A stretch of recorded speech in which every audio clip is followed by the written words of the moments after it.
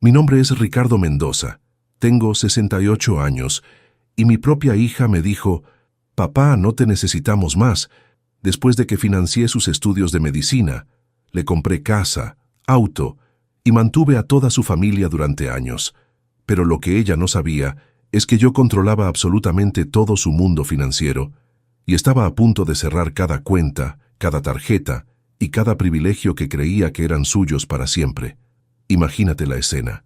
Después de trabajar 45 años como contador público, después de construir un patrimonio sólido, ladrillo por ladrillo, después de sacrificar mis propios gustos para que mi hija Valentina tuviera la mejor educación privada, las mejores oportunidades, después de pagarle hasta la luna de miel en Europa, ella me mira a los ojos y me dice, «Papá, ya no te necesitamos más, podés dejar de venir tanto por casa», como si yo fuera un vendedor ambulante que molesta, como si mis visitas fueran una invasión a su privacidad perfecta. «Es que los chicos ya están grandes y necesitan su espacio», me dice con esa voz que usaba cuando era adolescente y quería salir con amigas. Y además, Ricardo y yo queremos tener más tiempo para nosotros como pareja. Ricardo, su marido, un médico que se creía el salvador del mundo, asintiendo desde el sillón que yo había pagado. Pero acá viene lo más interesante. Mi hija nunca supo que cada peso que ella gastaba pasaba por mis cuentas primero. Nunca le conté que la casa donde vivía estaba escriturada a mi nombre hasta que ella cumpliera 40 años. Tampoco sabía que el auto último modelo que manejaba estaba financiado con una tarjeta de crédito corporativa de mi empresa. Y mucho menos se imaginaba que los colegios privados de mis nietos, las obras sociales de lujo, las vacaciones en Punta del Este, todo, absolutamente todo, dependía de que yo siguiera abriendo mi billetera mes tras mes. Esa noche, sentado en mi estudio mientras miraba los estados de cuenta de todas las tarjetas que había puesto a nombre de Valentina, tomé la decisión más dolorosa y más liberadora de mi vida. Si ella no me necesitaba más, entonces iba a descubrir cómo se sentía realmente no tenerme. Y créeme, la lección que estaba por recibir iba a ser más cara que todos los títulos universitarios que le pagué. Escucha esta historia hasta el final y decime qué harías vos en mi lugar. Contame también desde qué país me estás escuchando, porque lo que pasó después va a hacerte cuestionar todo lo que crees sobre familia y gratitud. Para que entiendas bien por qué llegué a esta decisión tan drástica, tengo que contarte cómo construí todo lo que mi hija después menospreció. Yo vengo de una familia humilde de Rosario. Mi padre era mecánico de colectivos y mi madre costurera. Nunca nos faltó comida, pero tampoco sobraba nada. Cuando terminé el secundario, mis padres me dijeron, «Ricardo, si querés estudiar, vas a tener que trabajar y estudiar al mismo tiempo. Nosotros no podemos pagarte la universidad». Y eso hice. Durante 5 años trabajé de noche en una estación de servicio y estudié contabilidad de día. Dormía 4 horas por día. Vivía a café y fuerza de voluntad. Mientras mis compañeros de facultad salían a bailar los fines de semana, yo estaba cambiando aceite de autos y calculando números hasta el amanecer. Cuando me recibí, era el mejor promedio de mi promoción, pero también el más cansado. Mi primer trabajo fue en un estudio contable pequeño del centro. Ganaba poco, pero aprendí todo lo que se puede aprender sobre finanzas, inversiones, manejo de patrimonio. El dueño del estudio, don Alfredo, me tomó bajo su ala. «Ricardo», me decía, «vos tenés olfato para los números, no te conformes con ser empleado toda la vida». Y tenía razón. A los 25 años conocí a Carmen, que trabajaba como secretaria en el mismo edificio. Era una mujer inteligente, con una sonrisa que iluminaba cualquier oficina. Nos casamos 2 años después en una ceremonia sencilla, pero llena de amor. «Ricardo», me dijo Carmen en nuestra noche de bodas, «vamos a construir algo grande juntos. Vamos a darles a nuestros hijos todo lo que nosotros no tuvimos». Y cumplimos esa promesa. Cuando nació Valentina, yo ya había abierto mi propio estudio contable. Trabajaba 16 horas por día, sábados y domingos incluidos. Carmen me apoyaba en todo. Ella manejaba la casa, cuidaba a Valentina y además me ayudaba con la administración del estudio. Éramos un equipo perfecto.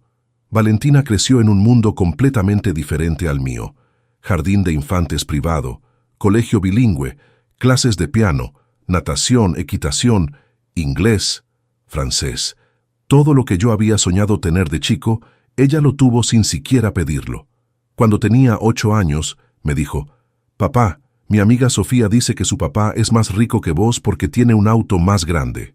Yo me reí y le dije: «Hija, la riqueza no se mide por el tamaño del auto, sino por las oportunidades que podés darles a las personas que querés». Qué equivocado estaba. Resulta que para mi hija, la riqueza se medía exactamente por eso, por las cosas que podía tener sin esfuerzo. Cuando Valentina cumplió 15, organizamos una fiesta que costó más que mi primer auto. 500 invitados, salón del mejor hotel de la ciudad, vestido importado, orquesta en vivo. Carmen me decía: «Ricardo, ¿no es un poco mucho?». Pero yo respondía: «Es nuestra única hija, se merece lo mejor». Valentina esa noche brilló como una princesa, pero cuando todo terminó, lo único que me dijo fue: «Papá, la fiesta de Carla el mes pasado fue más linda. Ella tuvo fuegos artificiales». Nunca fuegos artificiales. Siempre había algo más que ella quería, algo que otra persona tenía y que nosotros no le habíamos dado. Y yo, como un tonto, siempre corriendo detrás, tratando de complacerla, tratando de ser el padre perfecto que nunca tuviera que escuchar un reproche de su hija. La universidad fue una negociación permanente. «Papá, quiero estudiar medicina, pero en la universidad privada más cara de Buenos Aires. Papá, necesito un departamento cerca de la facultad porque viajar todos los días es muy cansador. Papá, mis compañeros de curso tienen autos. Yo soy la única que anda en colectivo». Y yo, siempre diciendo que sí, siempre abriendo la billetera, siempre pensando que era una inversión en su futuro y en nuestra relación. Carmen murió cuando Valentina estaba en 4º año de medicina. Cáncer de ovarios. 6 meses de agonía que nos destruyó económicamente y emocionalmente. Los mejores médicos, las mejores clínicas, tratamientos experimentales en Estados Unidos, todo lo que estuviera al alcance para salvarla. Gasté una fortuna que nunca recuperé, pero habría gastado 10 fortunas más si hubiera servido de algo. Durante esos meses terribles, Valentina apenas aparecía por el hospital. «Papá, tengo exámenes finales», me decía por teléfono. «No puedo venir hoy». Al día siguiente era otra excusa. «Papá, me deprime mucho ver a mamá así conectada a todas esas máquinas». Y cuando le pedía que viniera, aunque sea 1 hora, me respondía: «Papá, prefiero recordarla como era antes, cuando estaba bien». Una noche, mientras Carmen dormía sedada después de una quimioterapia particularmente agresiva, la enfermera me dijo: «Señor Mendoza, en todos mis años trabajando acá, nunca había un familiar tan presente como usted. Su esposa es muy afortunada de tenerlo». Afortunada. Esa palabra me resonó toda la noche. Le conté a la enfermera sobre Valentina, sobre sus excusas, sobre cómo no podía manejar ver a su madre enferma. «Es normal», me dijo la enfermera. «Algunos familiares no pueden procesar la enfermedad, pero los que se quedan, los que acompañan, esos son los verdaderos compañeros de vida». Yo me quedé solo acompañando a Carmen en sus últimas noches. Noches enteras sosteniendo su mano, leyéndole los libros que le gustaban cuando estaba consciente, poniéndole la música que habíamos bailado en nuestra juventud. Los médicos me habían dicho que aunque estuviera sedada, podía escuchar. Una madrugada Carmen despertó más lúcida de lo que había estado en semanas. Me miró con esos ojos que ya no brillaban como antes y me dijo: «Ricardo, ¿está Valentina?». «No, amor», le dije. «Tenía guardia en el hospital». Era mentira. Valentina estaba en su departamento, probablemente durmiendo tranquila. «Ricardo», me dijo Carmen con una voz que era apenas un susurro, «cuando yo me vaya, cuida a Valentina, pero no la malcríes más. Esa chica necesita aprender el valor de las cosas. Necesita aprender que en la vida no todo es fácil, que las cosas importantes cuestan». Esas fueron las últimas palabras coherentes que me dijo mi mujer. Carmen murió un jueves a las 3 de la madrugada.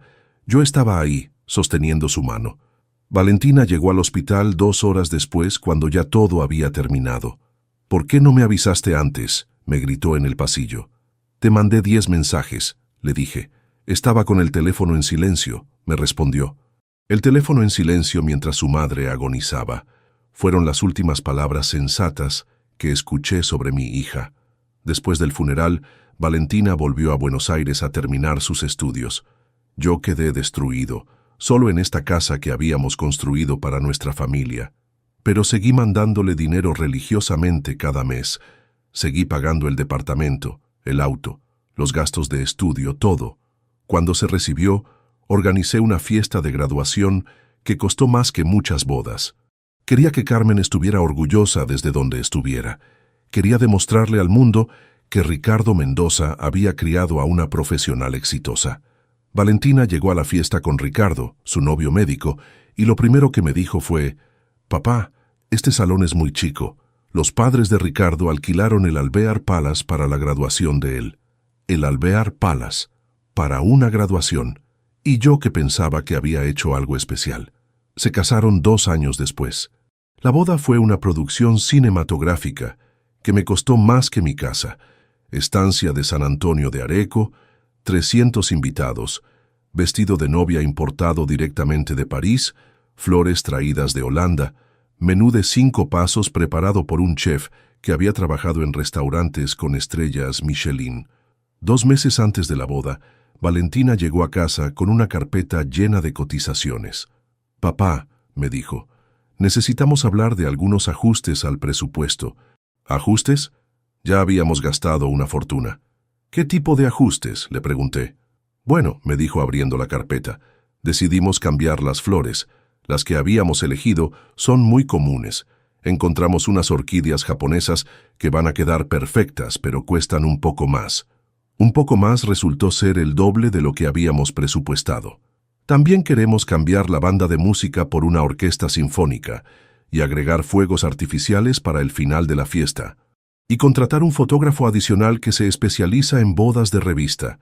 Cada «también» era una puñalada a mi cuenta bancaria. «Valentina», le dije, «ya estamos gastando una fortuna. ¿No te parece que es suficiente?» Me miró como si hubiera dicho algo ofensivo. «Papá, es mi boda. Es el día más importante de mi vida. No me vas a decir que no vale la pena gastar en algo así. El día más importante de su vida.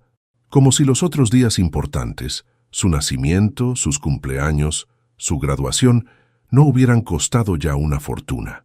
Además», siguió diciéndome, «los padres de Ricardo están poniendo una parte importante del presupuesto.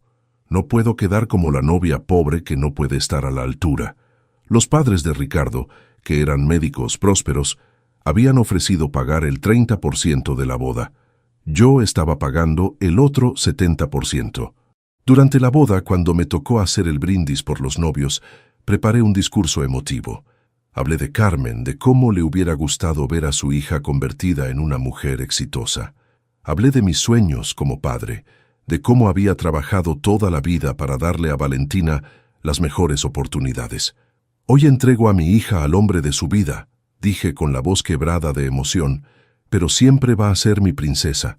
Siempre va a tener un lugar en el corazón y en la casa de su papá». Los invitados aplaudieron, algunos se emocionaron. Valentina me abrazó y me susurró al oído: «Gracias, papá. Sos el mejor papá del mundo. El mejor papá del mundo». En ese momento pensé que finalmente había logrado ser el padre que ella merecía. Pensé que toda la inversión, todo el sacrificio había valido la pena. Qué equivocado estaba. Lo que no sabía era que para Valentina yo acababa de graduarme de padre a financista personal. La luna de miel fue otro capítulo de gastos. 2 meses por Europa. París, Roma, Londres, Barcelona, Ámsterdam. Hoteles 5 estrellas. Restaurantes con estrellas Michelin.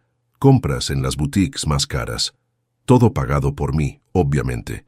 Durante esos 2 meses, recibí fotos por WhatsApp todos los días. Valentina y Ricardo en la Torre Eiffel, en el Coliseo en Buckingham Palace. En cada foto se veían felices, relajados, enamorados.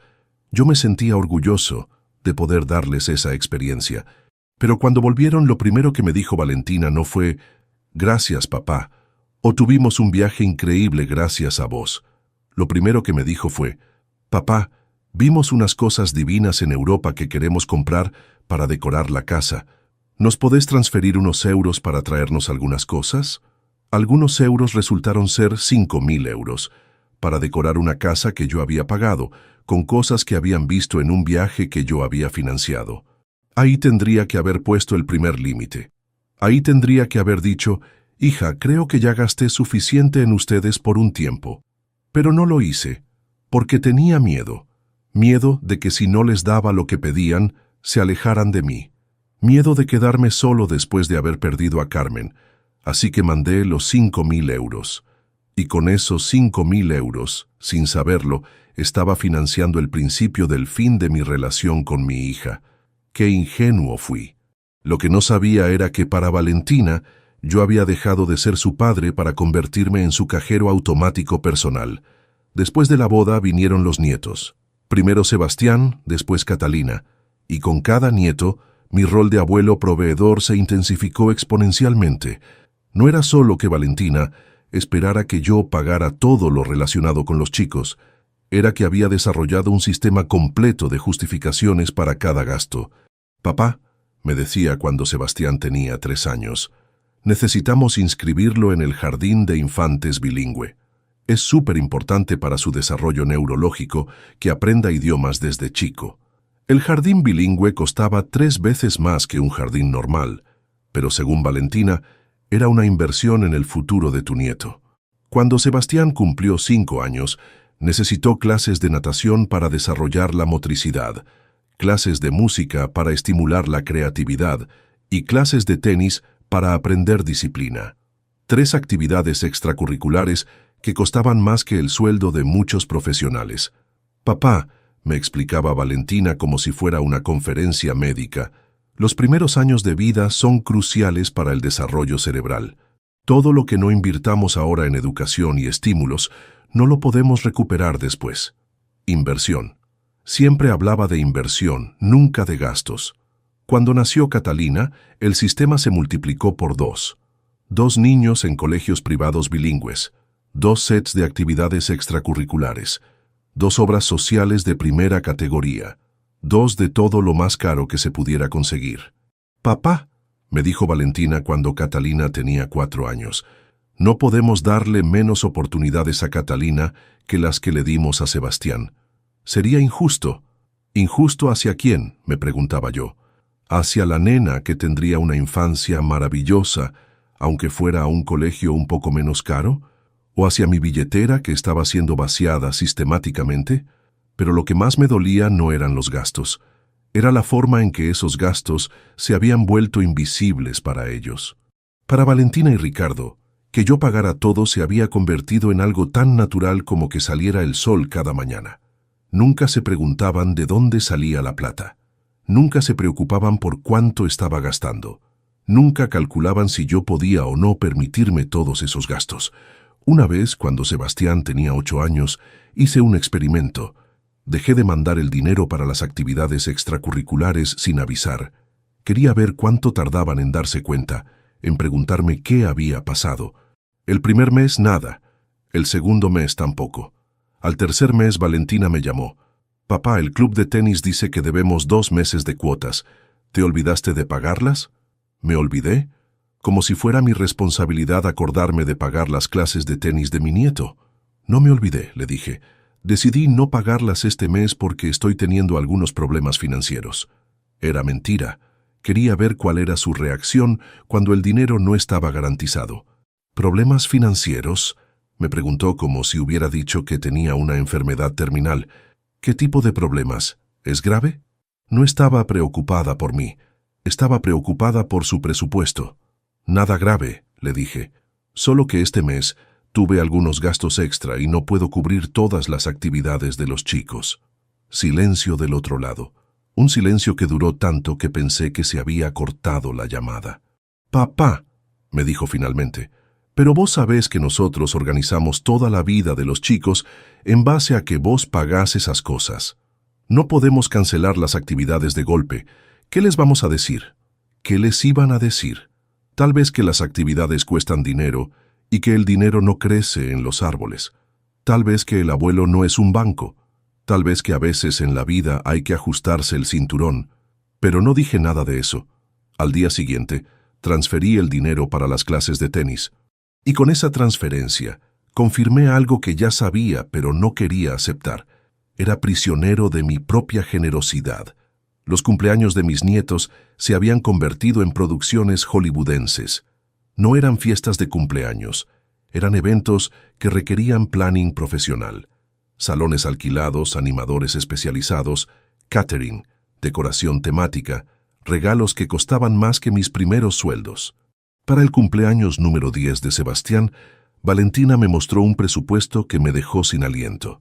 «Papá», me dijo, «queremos hacerle una fiesta temática de superhéroes. Encontramos una empresa que hace decoraciones increíbles. Van a transformar todo el salón en la ciudad de Batman». La ciudad de Batman. Para un cumpleaños de 10 años. El presupuesto incluía alquiler de salón, decoración profesional, animadores caracterizados como superhéroes, catering para 100 personas, una torta esculpida que parecía un rascacielos y regalos personalizados para cada invitado. ¿No te parece un poco excesivo?, le pregunté. «Papá», me respondió con esa voz que usaba cuando tenía que explicarme algo obvio. «Sebastián va a cumplir 10 años una sola vez en la vida. Es un cumpleaños importante. Además, todos sus amigos del colegio tienen fiestas así. No podemos hacer algo más chico». No podíamos hacer algo más chico. Como si hubiera una ley que obligara a hacer fiestas cada vez más caras. Como si el amor de abuelo se midiera en la cantidad de dinero gastado en decoraciones. Esa fiesta costó más que el auto que yo había usado durante 10 años. Y cuando terminó, cuando todos los invitados se fueron, cuando quedamos solo la familia limpiando los restos de la ciudad de Batman, Sebastián me dijo algo que me partió el corazón. «Abuelo», me dijo, «la fiesta estuvo buena, pero la de Tomás el mes pasado fue mejor. Él tuvo fuegos artificiales de verdad. Fuegos artificiales de verdad. Para un cumpleaños de 9 años. Y yo que pensaba que ya habíamos llegado al límite de lo absurdo. Pero esto era solo el comienzo. Lo que vino después me demostró hasta qué punto mi familia había perdido completamente la perspectiva sobre el dinero y sobre mi papel en sus vidas. Las vacaciones se habían convertido en expediciones de lujo que requerían meses de planificación y presupuestos que podrían financiar proyectos de desarrollo comunitario. No era suficiente ir a la playa argentina. Tenía que ser Punta del Este. No era suficiente Punta del Este. Tenía que ser Miami. No era suficiente Miami. Tenía que ser Europa. «Papá», me dijo Valentina un día, «queremos llevar a los chicos a conocer Disney. Es parte de la infancia. Todos los chicos tienen que ir a Disney al menos una vez. Disney en Orlando, por supuesto, no el parque de diversiones local. Un viaje para 4 personas por 2 semanas, con estadía en los hoteles del parque, comidas en los restaurantes temáticos y compras ilimitadas en las tiendas de souvenirs. Cuando me pasó el presupuesto, casi me da un infarto. Era más dinero del que muchas familias ganan en 2 años. «¿No te parece un poco caro?», le pregunté. «Papá», me respondió, «es una inversión en recuerdos familiares. Los chicos van a recordar este viaje toda la vida. Recuerdos familiares financiados por el abuelo». Siempre había una justificación emocional para cada gasto económico, pero lo que más me dolía era la naturalidad con la que asumían que yo iba a pagar todo. Nunca me preguntaban si podía permitirme esos gastos. Nunca me preguntaban si tenía otros planes para mi dinero. Nunca me preguntaban si quería contribuir con esos viajes o si me sentía obligado a hacerlo. Durante el viaje a Disney, recibí fotos todos los días. Los chicos montados en juegos, comiendo algodón de azúcar, abrazando a Mickey Mouse. En cada foto se veían felices, emocionados, viviendo la infancia perfecta que yo estaba financiando desde Rosario. Pero cuando volvieron, no recibí ni una sola llamada de agradecimiento. Ni un gracias, abuelo, por hacer posible este viaje. Ni un sabemos que te costó mucho dinero y te lo agradecemos. Lo que recibí fue un álbum de fotos por WhatsApp y un mensaje de Valentina que decía: «Los chicos la pasaron increíble. Ya están pidiendo volver el año que viene». Volver el año que viene. Como si Disney fuera un derecho anual que yo tenía la obligación de garantizar. Ese año que viene Llegó más rápido de lo que esperaba. 11 meses después, Valentina me llamó con una propuesta. Papá, los chicos quieren volver a Disney, pero esta vez queremos ir en las vacaciones de invierno. Dicen que en esa época hay decoraciones especiales de Navidad. Disney con decoraciones de Navidad. Porque el Disney común y corriente ya no era suficientemente especial. Valentina, le dije, el año pasado gasté una fortuna en ese viaje. ¿No pueden ir a algún lugar más económico este año? Me miró como si hubiera sugerido pasar las vacaciones en una carpa en el patio de casa. Papá, me dijo con esa voz que usaba cuando tenía que explicarme algo que consideraba obvio. Los chicos ya conocen Disney. Si vamos a otro lugar ahora, van a sentir que estamos retrocediendo. Van a pensar que nos quedamos sin plata. ¿Quedarme sin plata? Esa era exactamente la dirección hacia la que me estaban empujando con sus demandas constantes. Además, siguió argumentando, Ricardo tiene una semana libre en julio y es la única oportunidad del año que tenemos de viajar toda la familia junta. No podemos desperdiciarla yendo a cualquier lado. Cualquier lado. Como si cualquier destino que no fuera un parque temático de Disney fuera una pérdida de tiempo. Ese segundo viaje a Disney costó aún más que el primero, porque además de los gastos normales, Valentina había decidido que necesitaban hacer compras de verdad en los outlets de Miami. Ya que estamos allá, me dijo, aprovecharíamos para renovar un poco el guardarropa de los chicos. La ropa de marca allá sale mucho más barata que acá. Ropa de marca para niños de 8 y 10 años. Ropa que iban a usar durante 6 meses antes de que les quedara chica.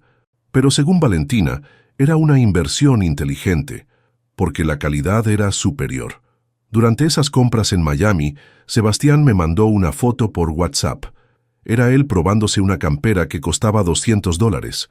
El mensaje decía, «Abuelo, ¿me compras esta campera? Mamá dice que está buenísima, pero que tengo que preguntarte a vos». Una campera de $200 para un niño de 10 años. Y lo más triste era que Sebastián ya había naturalizado que todo lo que costaba dinero tenía que pedírselo al abuelo. Sus propios padres lo habían entrenado para considerarme el responsable de financiar todos sus caprichos. Esa noche, después de ver esa foto, me senté en mi escritorio y calculé cuánto había gastado en mi familia durante los últimos 5 años. El número que salió me dejó sin aliento. Era más dinero del que había ganado en los primeros 20 años de mi carrera profesional. Y lo más doloroso era darme cuenta de que todo ese dinero no había comprado ni un gramo de gratitud. No había comprado respeto. No había comprado tiempo de calidad con mis nietos. Solo había comprado más demandas, más expectativas, más naturalización de mi papel como financista familiar. Esa noche tomé una decisión que debería haber tomado años antes. Iba a empezar a llevar un registro detallado de cada peso que gastaba en mi familia.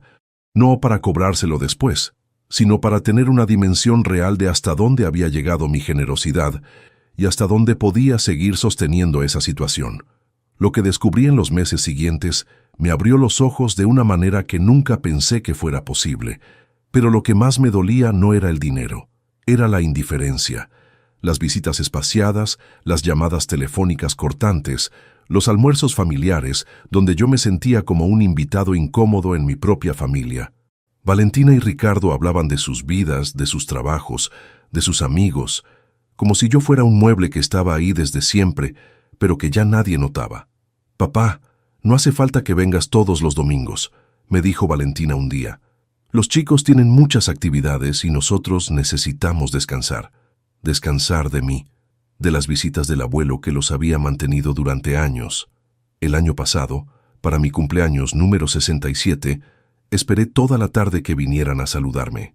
Había preparado un asado, había comprado bebidas, había limpiado la casa. A las 9 de la noche, Valentina me llamó por teléfono. «Ay, papá, se nos pasó tu cumpleaños. Tuvimos un día muy complicado. Mañana vamos a pasar a saludarte». Mañana nunca llegó. En Navidad me regalaron una camisa que claramente habían comprado en el último momento en algún shopping. Yo les había regalado a ellos un viaje a Bariloche para toda la familia. Cuando abrieron el sobre con los vouchers, lo único que dijo Valentina fue: «Ay, papá, no tenías que gastarte tanto». Pero se guardó los vouchers sin dudarlo. Y llegamos al momento que cambió todo. Hace 3 meses fui a visitarlos un sábado por la tarde. Quería ver a mis nietos, llevarles unos libros que había comprado, pasar un rato en familia. Cuando toqué el timbre, Valentina atendió con una cara que no te puedo describir. No era bronca, no era tristeza, era fastidio, puro fastidio. «Ay, papá, no me dijiste que venías. No sabía que tenía que avisar para visitar a mi familia», le respondí. «Es que estamos ocupados», me dijo, sin invitarme a pasar. «Los chicos están estudiando y Ricardo está descansando». En ese momento Ricardo apareció detrás de ella, en pantuflas y con cara de pocos amigos. «Hola, Ricardo», me dijo sin ganas. No hola, suegro, no hola, don Ricardo, solo Ricardo, como si fuera su empleado. «¿Todo bien?»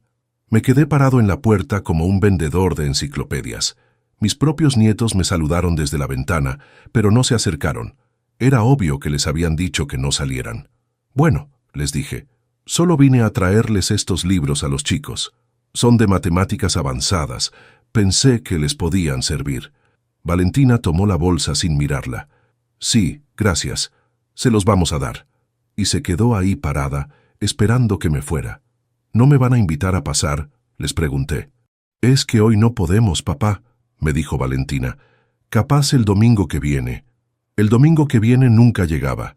Siempre había una excusa. Siempre había algo más importante que recibir al viejo. Esa tarde, manejando de vuelta a casa, me di cuenta de algo que debería haber entendido hace años. Para mi hija, yo me había convertido en una obligación molesta, una piedra en el zapato, un viejo pesado que no entendía que su función en la familia había terminado, que mi único valor era el dinero que ponía todos los meses en sus cuentas. Pero todavía no había llegado lo peor. Lo peor llegó hace un mes, cuando finalmente me dijeron lo que realmente pensaban de mí. Fue un martes por la tarde.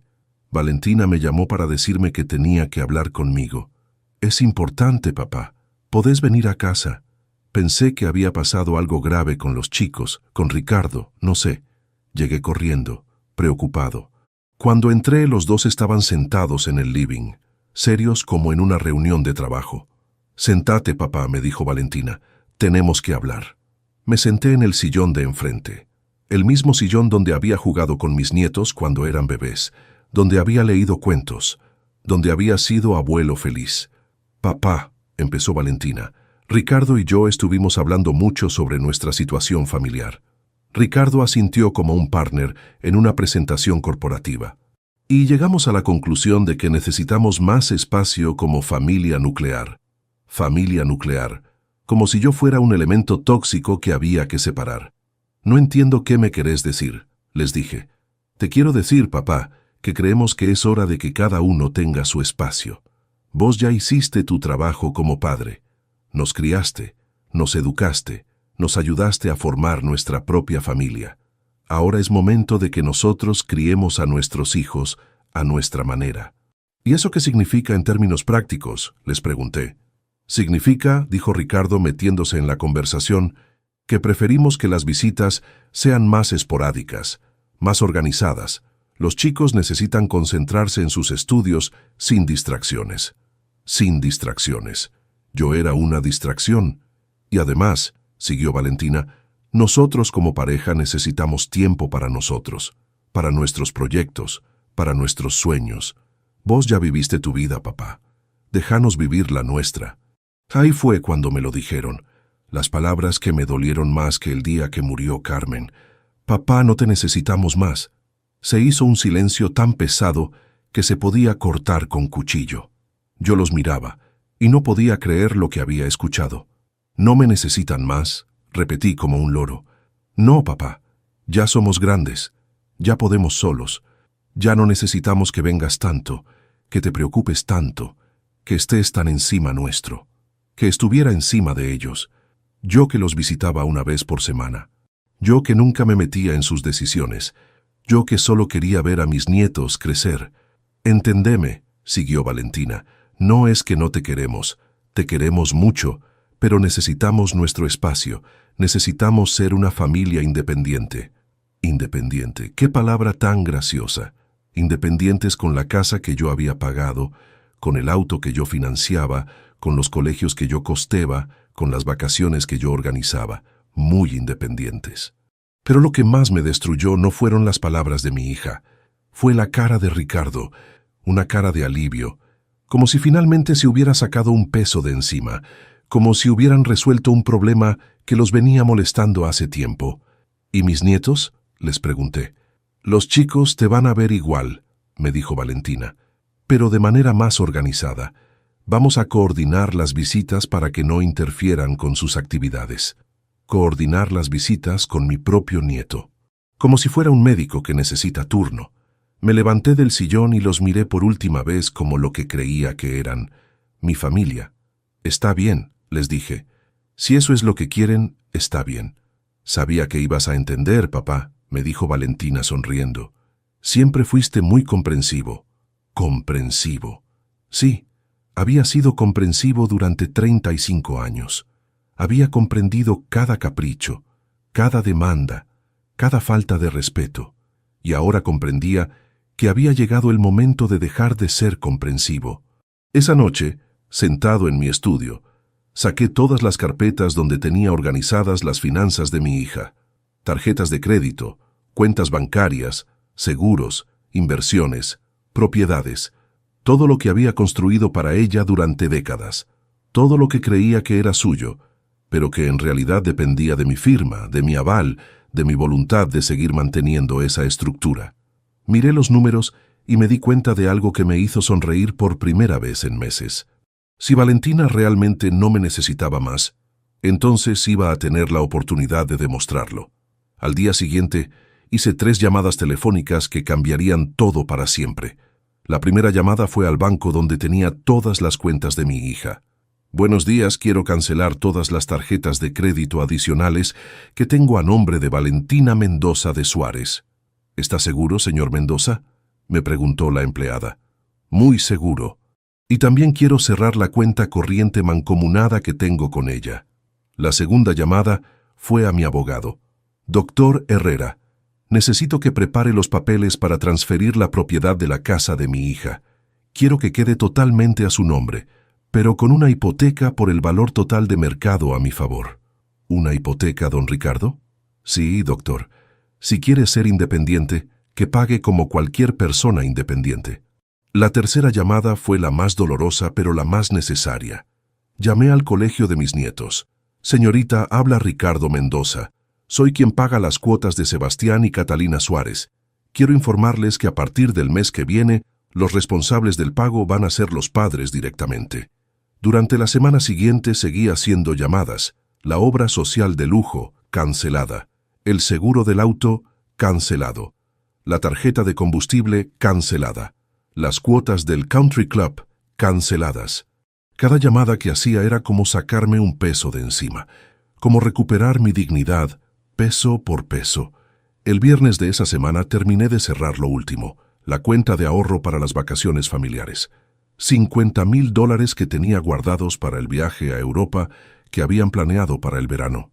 Transferí toda esa plata a una fundación de niños huérfanos, niños que realmente necesitaban ayuda. No como mi hija, que aparentemente ya no necesitaba nada de nadie. El lunes siguiente sonó mi teléfono a las 7 de la mañana.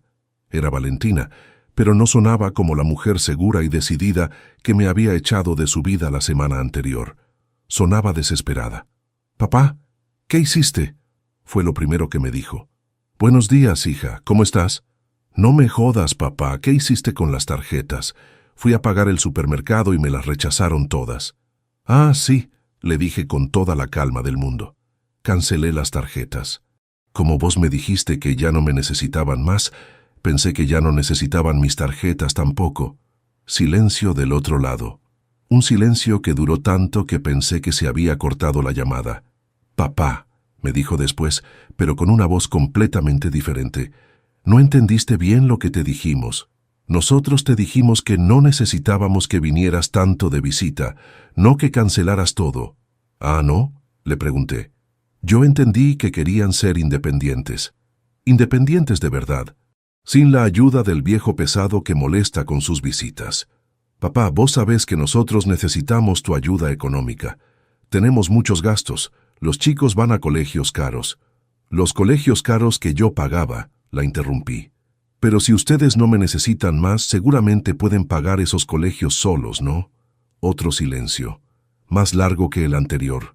Papá, me dijo finalmente, ¿podemos hablar? ¿Podés venir a casa? No, le dije. Vos me dijiste que las visitas tenían que ser coordinadas para no interferir con sus actividades. Llama la semana que viene y vemos si puedo hacer un hueco en mi agenda. Y colgué. Era la primera vez en 35 años que le colgaba el teléfono a mi hija. Y se sintió increíble. Durante los días siguientes mi teléfono no paró de sonar.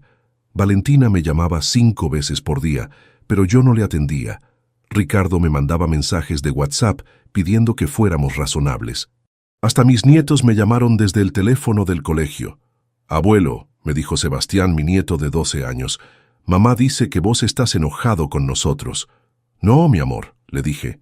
El abuelo no está enojado con ustedes. El abuelo está enojado con los grandes que no saben valorar lo que tienen. ¿Y cuándo vas a venir a casa?, me preguntó Catalina, mi nieta de 9 años. Cuando los grandes aprendan a pedirme las cosas, por favor, le respondí.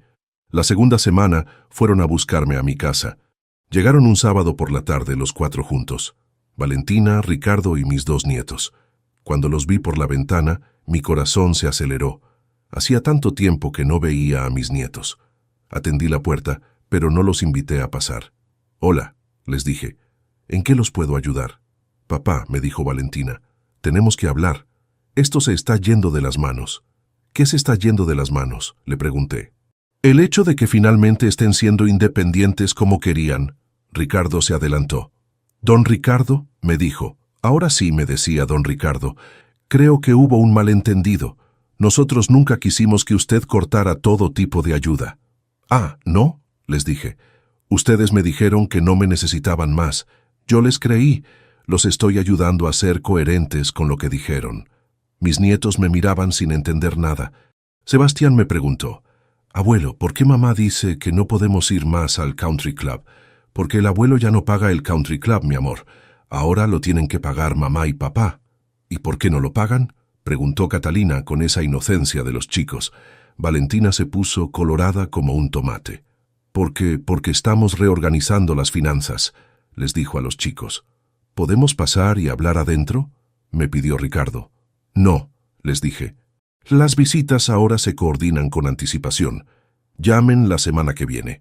Y cerré la puerta. Los escuché discutir en la vereda durante 10 minutos antes de irse. Valentina le gritaba a Ricardo. Ricardo le gritaba a Valentina. Los chicos preguntaban por qué todos estaban enojados. Era el sonido de una familia que se estaba dando cuenta de que su mundo perfecto dependía de alguien a quien habían decidido menospreciar.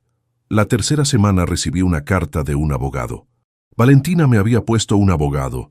La carta decía que yo no tenía derecho a cancelar unilateralmente servicios que habían sido contratados de común acuerdo, que mi accionar estaba perjudicando económicamente a mi familia, que si no revertía las cancelaciones, iban a iniciar acciones legales.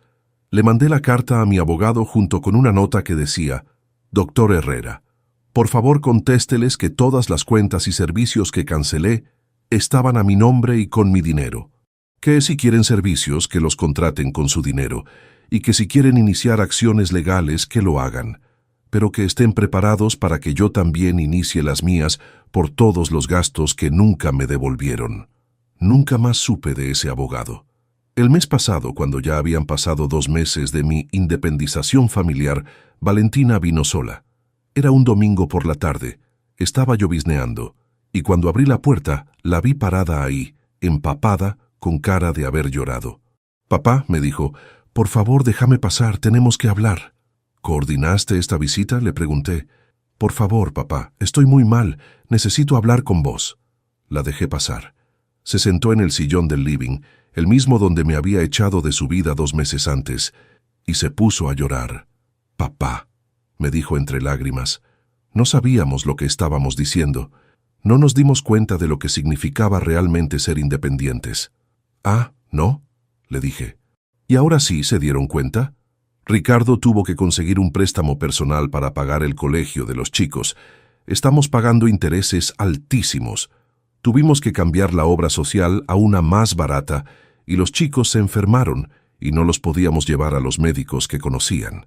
Se siguió confesando durante 1 hora cómo habían tenido que vender el auto y comprar uno usado, cómo habían tenido que cancelar las vacaciones en Europa, cómo Ricardo había tenido que agarrar guardias los fines de semana para llegar a fin de mes, cómo los chicos habían empezado a preguntar por qué ya no podían hacer las cosas que hacían antes. Y lo peor de todo, me dijo finalmente, es que nos dimos cuenta de que vos no eras el problema. El problema éramos nosotros, que no sabíamos valorar lo que teníamos. ¿Y qué esperás que haga yo con esa información?, le pregunté. Esperamos que nos perdones, me dijo, y que vuelvas a ayudarnos. Pero no solo económicamente, también como padre, como abuelo. Extrañamos tenerte en nuestras vidas. La miré durante mucho tiempo sin decir nada. Esta mujer que había sido mi bebé, mi princesa, mi proyecto de vida más importante. Esta mujer que me había dicho que no me necesitaba más después de que yo le hubiera dado todo. Valentina, le dije finalmente, hay algunas cosas que no se pueden deshacer, algunas palabras que no se pueden retirar, algunas heridas que no se curan solo con perdón. ¿Qué quieres decir?, me preguntó.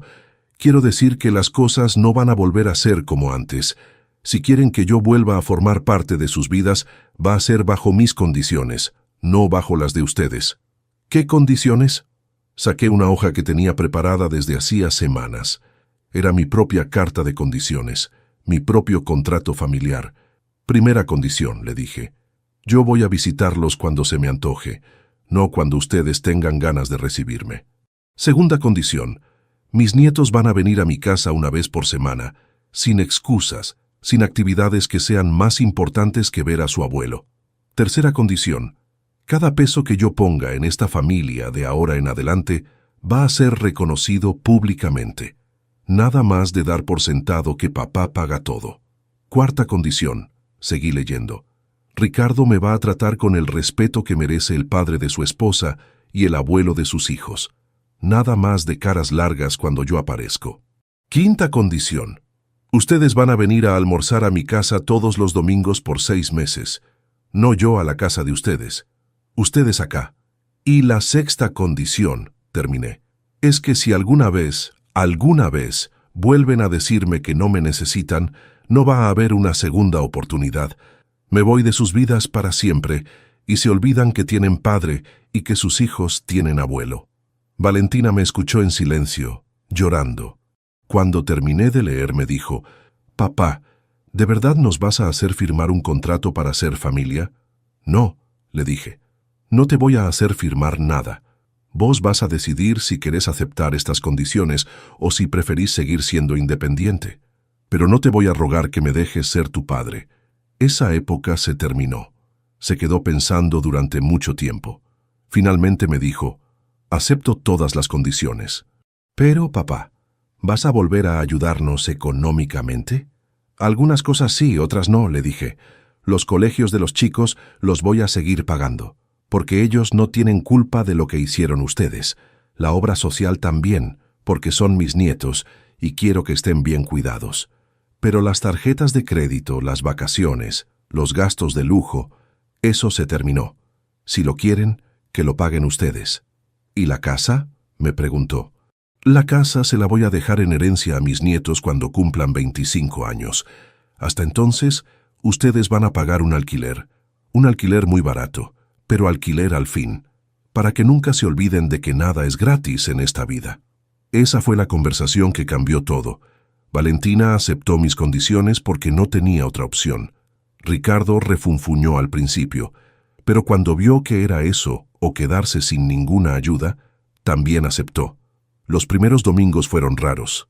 Ellos venían acá a casa como si estuvieran cumpliendo una penitencia, pero de a poco las cosas fueron cambiando. Mis nietos empezaron a disfrutar de venir a la casa del abuelo, donde podían hacer ruido, donde podían jugar en el jardín, donde el abuelo les contaba historias y les enseñaba cosas que no aprendían en el colegio. Valentina y Ricardo tuvieron que aprender a vivir con menos dinero. ¿Y sabes qué descubrieron? Que se podía. que no necesitaban comer en restaurantes caros todas las semanas, que no necesitaban cambiar el auto cada 2 años, que no necesitaban vacaciones en Europa todos los veranos. Pero lo más importante que aprendieron fue otra cosa. Aprendieron que el dinero que yo les daba no era infinito, no era un derecho, no era algo que me debían exigir, era un regalo que yo elegía darles y que podía elegir no darles también. Hace 3 meses pasó algo que me demostró que mis nietos habían aprendido la lección mejor que sus padres. Sebastián, mi nieto de 12 años, vino a casa con una cara muy seria y me dijo: «Abuelo, tengo que hablarte de algo importante». «Decime, mi amor», le dije. «En el colegio hay un viaje de estudios a Bariloche que cuesta mucha plata. Mamá y papá me dijeron que te iban a pedir que lo pagues, pero yo no quiero que se lo pidas». «¿Por qué no querés que se lo pida?», le pregunté. «Porque ya vos pagás el colegio y eso es mucho. No está bien que tengas que pagar todo. Yo voy a conseguir un trabajo los fines de semana para juntar la plata». Un trabajo. Un nene de 12 años que quería trabajar para no pedirle plata al abuelo. Ahí me di cuenta de que había criado mejor a mis nietos en 6 meses que a mi hija en 35 años. «Sebastián», le dije, «el viaje te lo voy a pagar yo. Pero no porque tengo que pagártelo, sino porque me da mucho orgullo que hayas pensado en trabajar para no pedirme plata. Eso demuestra que entendiste algo que a tu mamá le llevó mucho tiempo aprender». «¿Qué cosa, abuelo?». «Que la plata no llueve del cielo, que alguien tiene que trabajar para conseguirla, y que cuando alguien te da plata, tenés que estar agradecido, no exigir más». El mes pasado, Valentina tuvo un gesto que no me esperaba. Era mi cumpleaños número 69, y yo no había organizado nada, no había dicho nada. Después de lo que había pasado años anteriores, no quería ilusionarme, pero a las 3 de la tarde apareció toda la familia en mi casa. Valentina había preparado una torta casera, Ricardo había comprado empanadas de mi parrilla favorita, y mis nietos me habían hecho regalos con sus propias manos. No regalos comprados, regalos hechos por ellos. «Papá», me dijo Valentina, «este año no te podemos regalar nada caro porque estamos aprendiendo a manejar nuestro dinero, pero te podemos regalar algo que vale mucho más. Te podemos regalar tiempo, presencia y gratitud». Tiempo, presencia y gratitud. Las 3 cosas que yo había estado pidiendo durante años sin saberlo. Durante esa tarde, mientras comíamos torta y los chicos me contaban cosas del colegio, me di cuenta de algo. Era más feliz en ese cumpleaños simple, casero, sin lujos, que en todas las celebraciones caras que había organizado antes, porque por primera vez en años, mi familia estaba ahí porque quería estar, no porque necesitaba algo de mí. Esa noche, cuando se fueron, Valentina se quedó unos minutos más. «Papá», me dijo, «quiero pedirte perdón, no solo por lo que te dijimos aquel día, sino por todos los años que te dimos por sentado. Por todos los años que pensamos que eras nuestro banco personal, en lugar de nuestro padre». «¿Y qué te hizo cambiar de opinión?», le pregunté. «Tener que vivir sin tu ayuda me hizo dar cuenta de todo lo que hacías por nosotros. Pero más que eso, ver cómo Ricardo y yo nos peleábamos todo el tiempo por plata. Cómo los chicos estaban tristes porque no entendían por qué ya no podían hacer las cosas que hacían antes. Me di cuenta de que no éramos una familia feliz. Éramos una familia cómoda. ¿Y ahora? Ahora somos una familia que está aprendiendo a ser feliz con menos cosas, pero con más afecto. Los chicos están más tiempo en casa, jugamos más juntos, Ricardo y yo hablamos de otras cosas además de plata, y sobre todo, valoramos cada vez que vos decidís ayudarnos con algo. Hace 2 semanas, Ricardo me pidió hablar a solas. Era la primera vez en años que él me buscaba para conversar sobre algo que no fuera plata. «Don Ricardo», me dijo, «quiero pedirle disculpas. Disculpas por haber sido un yerno ingrato, por haber apoyado a Valentina cuando le dijo que no lo necesitábamos, y sobre todo, por haber pensado que usted tenía la obligación de mantenernos». «¿Qué te hizo cambiar de opinión?», le pregunté. «Tener que trabajar el doble para mantener a mi familia me hizo entender lo que usted había estado haciendo durante años. Ahora sé lo que cuesta pagar un colegio privado, lo que cuesta una obra social de calidad, lo que cuesta mantener el nivel de vida que nosotros teníamos. ¿Y?», Y me di cuenta de que usted no tenía ninguna obligación de hacer eso por nosotros. Lo hacía porque nos quería, y nosotros lo tratábamos como si fuera lo mínimo que podía hacer. Me contó que había estado hablando con otros médicos del hospital donde trabajaba, médicos que tenían padres o suegros mayores, y que ninguno de ellos recibía ni la 10ª parte de la ayuda que yo les había dado a ellos. Mis colegas me decían, ¿tu suegro te paga el colegio de los chicos? ¿Te ayuda con la casa? ¿Te regala vacaciones? Y cuando yo les decía que sí, me decían, sos un privilegiado. La mayoría de nosotros tenemos que mantener a nuestros padres, no al revés. Esa conversación con Ricardo me hizo entender algo importante. No era solo mi hija la que había perdido la perspectiva, era toda una generación que había crecido pensando que los padres les debían todo y ellos no les debían nada. Ahora, casi un año después de que me dijeran que no me necesitaban más, las cosas han cambiado completamente. No volvieron a ser como antes. Son mejores. Porque antes yo daba porque me sentía obligado a dar, y ellos recibían porque se sentían con derecho a recibir. Ahora yo doy porque elijo dar, y ellos reciben agradecidos por lo que reciben. Mis nietos me visitan todas las semanas, pero no porque sus padres los obligan, sino porque realmente disfrutan pasar tiempo conmigo. Sebastián me ayuda en el jardín los sábados por la tarde, y mientras trabajamos me cuenta sus problemas del colegio, sus sueños, sus miedos. Catalina viene los domingos por la mañana y cocinamos juntos. Está aprendiendo a hacer milanesas y dice que cuando sea grande va a cocinar para toda la familia. Valentina y Ricardo vienen a almorzar todos los domingos, pero ya no es una obligación. Es un momento que todos esperamos durante la semana. Hablamos, nos reímos, planificamos cosas juntos. Ricardo me pide consejos sobre finanzas personales, algo que jamás había hecho antes. Valentina me cuenta cosas de su trabajo, me pregunta mi opinión sobre decisiones que tiene que tomar. Hace un mes, cuando cumplieron un año de estar viviendo bajo mis condiciones, les hice una propuesta. El experimento terminó, les dije. Ahora ustedes pueden elegir. ¿Quieren que volvamos a la relación anterior, donde yo doy sin límites y ustedes reciben sin agradecer? ¿O prefieren seguir con esta nueva versión de familia que construimos? No lo dudaron ni un segundo. Queremos seguir así, me dijo Valentina. No queremos volver atrás nunca más. ¿Ni siquiera si yo volviera a pagar todos sus gastos sin condiciones?, les pregunté. No, me dijo Ricardo. Aprendimos que recibir todo gratis no nos hacía felices, nos hacía cómodos, pero no felices. Ahora que tenemos que esforzarnos por algunas cosas, las valoramos más. Catalina, mi nieta, dijo algo ese día que me llegó al alma. Abuelo, antes vos eras como un cajero automático que nos daba cosas. Ahora sos como un abuelo de verdad que nos da cariño. Un cajero automático.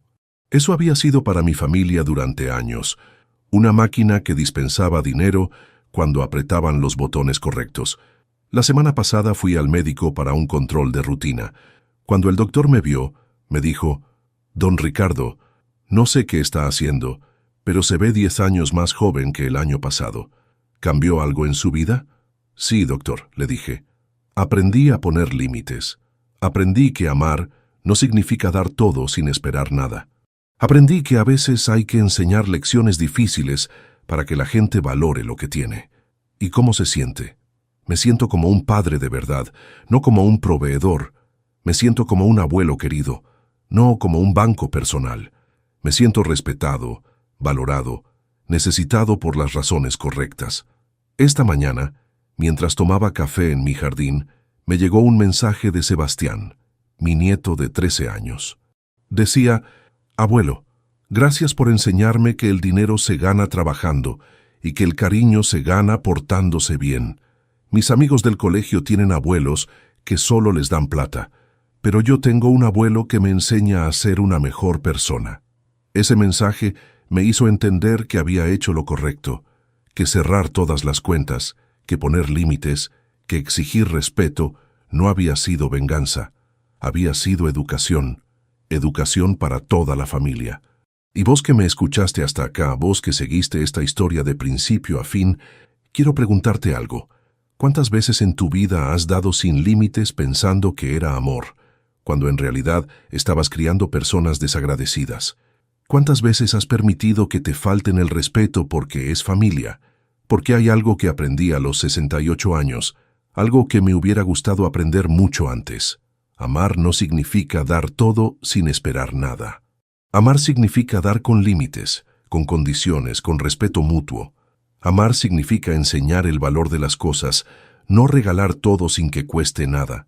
Mis hijos pueden decir que no me necesitan, pero tienen que estar preparados para vivir realmente sin mí, porque el amor verdadero no es incondicional. El amor verdadero tiene una condición muy simple: respeto.